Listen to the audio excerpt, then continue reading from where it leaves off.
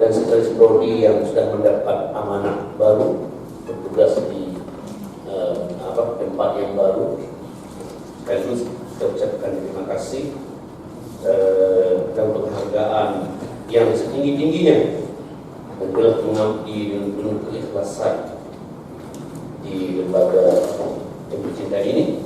Dan kami tetap mengharapkan bimbingan dan kerjasama yang berkelanjutan.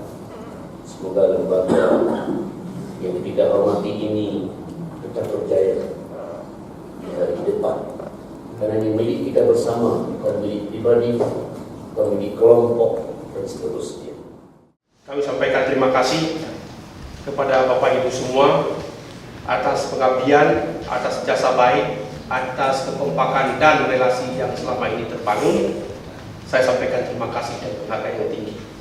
Kami juga mohon maaf yang sebesar-besarnya atas segala kekhilafan selama kami 1 tahun berada di sini.